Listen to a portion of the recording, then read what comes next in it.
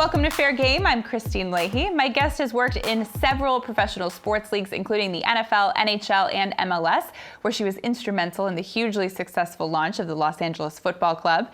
Now she's looking to do it again as the president of the XFL'S LA Wildcats. Heather Brooks Karatz, so good to meet you. So great to meet you too. Thanks for having me. Yeah, thanks for coming in. So growing up, who was your favorite sports team? The New York Giants. So you lived in New York. I grew up in the DC area actually, Okay. but my dad was from Northern Jersey and he was one of 4 boys. And then he had me as his first kid. So I was born bleeding blue. Oh, I have a very similar story. My dad is from Jersey and he had me. I was the first kid, so naturally I was watching a lot of sports. I loved it. I wouldn't have had it any other way. So did you kind of always foresee yourself getting into sports as a career? Yeah, I mean, we watched sports every weekend as a family. We played sports, all of my siblings. And then I grew up in an environment where actually med school or law school were the only options presented to me. I didn't realize that there were other careers out there. So I quickly ruled out medicine and said, I'm going to go into law. And sports was what I loved. So I figured out, how can I use law to get me into sports? And that was the path I took. And combine it. You wound up having a really good job with the LAFC. So what was so attractive about the XFL's offer that you just had to leave? I loved my time at LAFC. It was great. We built an amazing stadium, an amazing team, an amazing brand. But we got to a point where we built the machine. And the machine needed to be tweaked and improved over the years, and it will continue to do that. But there were just fewer challenges and hurdles on the horizon. And I wanted to test myself and continue to grow. So when I got this call and I got to jump into the role as president of a professional football team, it was really exciting for me. I really wanted to see what I could do with this platform. What were the kind of goals that you were hoping that you could, like you said, there weren't enough challenges for you, or there weren't any challenges left for you when you were with the LAFC. What kind of challenges were you looking for? I mean, we had started a franchise from the ground up. So we built an amazing venue and a team that became one of the most successful expansion teams in history. And I love that that team will live on forever and continue to grow. But I like startups. I like entrepreneurial environments. And in this case, with the XFL and the Wildcats, we truly have a blank sheet of paper. And it's a really unique moment in time where a league and a team, 8 teams, frankly, are starting all at the same time. With LAFC, MLS existed. There were other teams. You knew the framework that you were stepping into as a new franchise. Here, we're building the Wildcats from scratch, but we're also building the XFL from scratch. Right. And that's super unique and exciting. You also have Vince McMahon involved, who is a very large personality. Do you remember the first time you met him? Yes. What was that interaction like? I was just so impressed by him and what he's built over his career. He's a really amazing guy. But one of the best things he did was hire Oliver Luck and Jeffrey Pollock to lead the XFL venture. And I'm really excited to get to work with the 2 of them and all the other team presidents.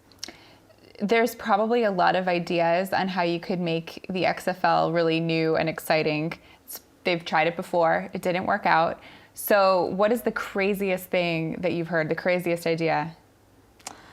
I mean, I just think it's innovative that we want to build this with our fans, right? This is not a team that we are building in a bubble and then just going to reveal it one day.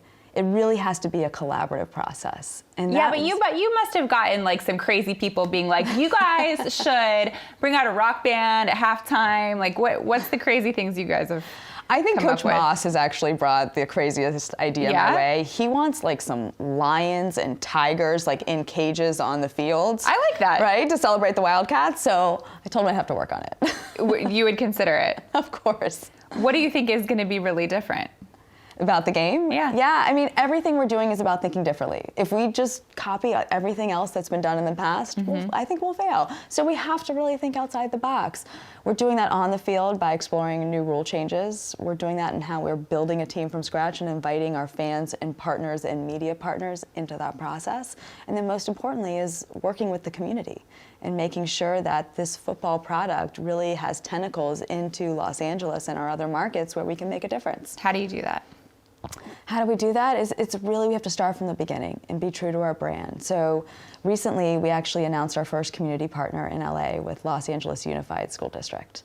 And I'm really, really excited about it. It's a massive organization where there are incredible achievements happening every day with students and teachers and faculty. And I want to tell those stories. So people are really into, in the NFL, like there's rule changes all the time. Is a catch? protecting the quarterback maybe too much. So the XFL, what kind of rule changes are you guys making? Are you trying to make it more exciting for fans? Yeah, less stall and more ball. So we haven't announced our official rules yet, but what we have done is talked a lot about the rules that we're testing. Some of them involve making it safer for the players. Yeah. Others consider more scoring, like instead of having an extra point kick, what if you could go for 3 for 2 or for 1? We've also talked about a unique overtime format, which I think is an area of the game that really could get improved. So we wanted to look at overtime in a way where every player contributes to the outcome of the game. Okay. So imagine an overtime scenario where Team A offense is on one side of the field against Team B defense.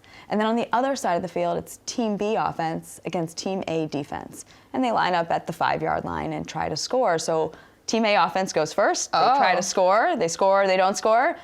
Camera shifts to the other side of the field, and Team B offense is ready to go. So there's no break in action, and then it's set up like a penalty shootout. Have you guys looked at all, the AAF debuted in February, didn't make it an entire season. Have you kind of looked at some of the things that worked or didn't work with them? Of course, always watching what's happening in the industry to learn best practices. But I think what the AAF did do really well is they showed us that the talent's there. There can be great football, and the community and the demand is there for more football. So that's great for our model. Now, our business model is very different than what the AAF tried to explore. We have really solid financing in place. We have great leadership. We've taken our time to make sure that we're building this the right way and that we're doing it the way that makes sense for each of our markets. Yeah. And then the other part that's really unprecedented about the XFL this time around is that we have 2 amazing media partners with Fox and Disney, ABC, ESPN, where all of our games are being nationally broadcast. That's probably really helpful in getting players, right? Because they want to be seen on TV. It's great exposure. Yeah, it's great exposure for the league, the teams, the players, everybody, because this is a second chance for those players. Yeah. You know, it's an opportunity for them to play football and have redemption. So you guys drafted Corey Vereen, and he wound up saying, you know what, I'm not going to play because my normal job pays me more than this job.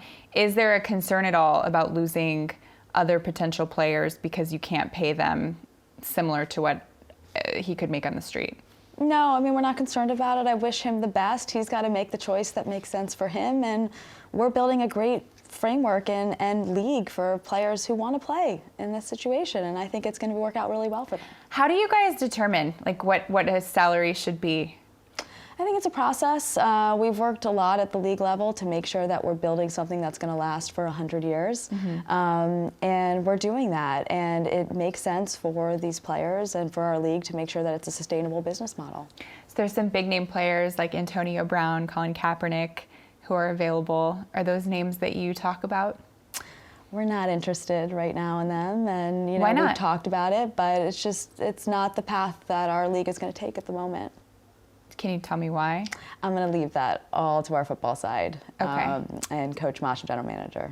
Okay. You mentioned that Oliver Luck is the commissioner. Do you guys talk with Andrew Luck? Would Andrew Luck be involved at all? Ooh, that would be fun. That would be fun. Come be a quarterback for a game. That would be great. Andrew Luck with the LA Wildcats, but no, he's. I wish him best in his next chapter, but no, he's not. He's not in the XFL.